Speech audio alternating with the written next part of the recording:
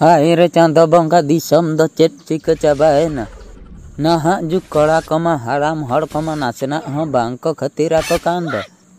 गोड़म हड़म chain चिका कांते अड़ी जुर नाहा जुग कड़ा कमा मरगिया को कांदो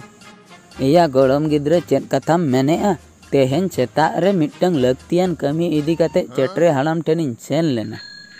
आर ओंडेगे चेट्रे बुढ़ी अखरिन हंडी बेपारे ताहे आय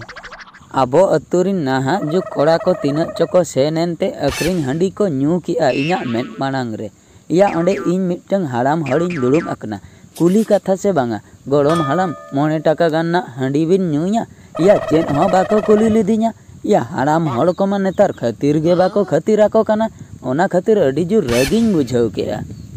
ओहो ओना खतीरेम रगिया कना बा ओना को दो बात का में से गोड़म बा ओना को दो बात का में नाहा जुगरिन कोड़ा को दो बांग को बुझेआ ए गोड़म बा मासे लई गद में आम आर गोड़म बुढ़िया दुलड़ सगई चिके लेकाते तोपल लेना ओना कटी लई आंजोमिन में से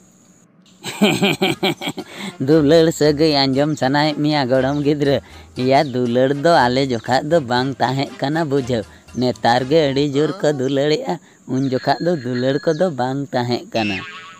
जुदी उन जोखा दुलड़ को बांग ताहे कना तबे गोड़म बा चिकते आम दो मिट्टंग फुटबॉल टीम में बनाव के को मासे लई में बाबा तको 9 बयहा आर हातम तको 3 बयहा चिकते को हुई ना मासे लई में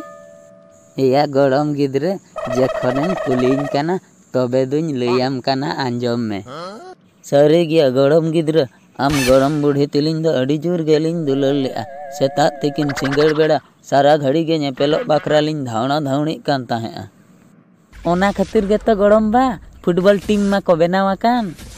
धट चढ़ा गोड़म गिद्रे आम दो जस्ती कथाम मेनेआ आलम रगे हचोइना आर बांखान गोड़म बुढ़ी आर गोड़म हड़ामा दुलड़ सगई बन लईयामा ठीक गया गोड़म हड़ाम आदो बन रगे हचोमिया मासे लई गद में आर चेद को घटन घटावा कना अबिना जीवन रे या गोड़म गिद्रे ओका घटन कोन लईयामा अडिगान घटना कमा घटावा कना मिद धाव बाम पतिया गोड़म गिद्रे आम गोड़म बुढ़ी खातिर आरदा घंटीन दोन पारम ले दो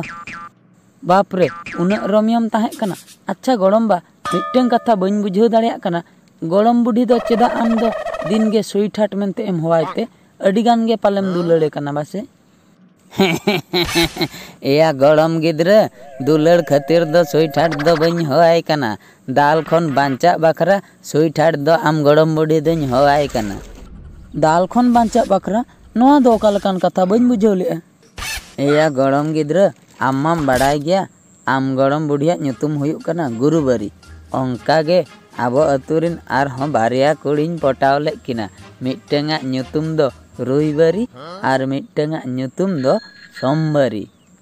इया गोड़म गिद्रे नोंका मिद धारा ᱧᱩᱛᱩᱢ खातिर जहाँ तिना इन हैरान कना ओना दो इन गिन बड़ाया या आम गोड़म बुढ़ी गुरुबारी बदलते मिमिद धाव रुईबारीन होया आर रुईबारी सोमबारीन होया आर सोमबारी गुरुबारीन होया या झोतो हड़ हानते नातिन होगा को खान मा मिमिद धाव मा अड़ी जुरिया मा अड़ीन पड़ाव दो ओना खातिर गोड़म गिद्रे जहाँ तीन हिलो खय सुई ठाट होहन एतोहम केआ इन हिलो खय आदो मार दो बन पड़ाया या झोतो हड़ गे सुई ठाटिन होगा को खान मा दोमे रस्का को बुझाइआ ओना खातिर इन हो माड़ खनिन बांचावा कना बुझाव बाप रे गोड़म हड़ाम उना रंडुम ताहे कना ओना तेगे इनिन भाबिया इन दो चिकते उना दुन रंडुइना पुइलु मा फेडात गे नंकाना चोटात से दो कालेका आदो ए गोड़म गिद्रे चेन इया आमा रंडुआ इदी कतेन इñem दो सिन कना आम दो चिकतेम रंडुइना ओना सला देया इña सगई दो चेन बांगा गोड़म हड़ाम आम दो बइन दसे मिया इनिन मेनेआ जहां लेका दारे रे दा एम दुलाआ ओंका गे जोआ अच्छा गोड़म गिद्रे मासे आम परी लई तलांग में नेतार माया स्कूल चला कमा बन नेले में दो अलग कदम बगी के आसे चेद ओलोग दो गोड़म बा बन बगी का स्कूल बंद अकना मिट्टन कोरोना बेमार हेज अकना आबो दिसम ते इन हिलो खय सरकार पूरे स्कूल को जतोय बंद चाबा काय चेद एम मेन के आबो दिसम ते अकय हेज अकनाय करू हड़ाम गोड़म बा आम दो लुतुर को खराब चाबाइन तमा करू हड़ाम दो बांगा कोरोना आबो दिसम ते हेज अकना बुझो उनी दय अकय कनाय गोड़म हड़ाम उनी दो मनमी को दय बांग कनाय ओना दो मिटeng बेमार कना ओना बेमार हेज आकान ते भारत सरकार पूरी स्कूल कोई बंद चाबा काय बुझो ओहो ओंका कथा बा नितो दो तबेन बुझो केआ एया गड़म गिद्रे आम मा ओना बेमार मांग रहे ओड़ा रेगेम ताहे कना स्कूल मा बाम सेनोक कान ताहे चे छुट्टिया को एमा में ताहे ए गड़म बा ओना दो छुट्टी दो बांग को एमा दिन ताहे ओना दो हताव लेआ मास्टरिन मेता दे ताहे इन गड़म हाड़ामे गज अकनाय भांडान को हुयुआ 10-15 दिन छुट्टी तीन दरकार इना परे को भेजा किदिया इन दो ओड़ाते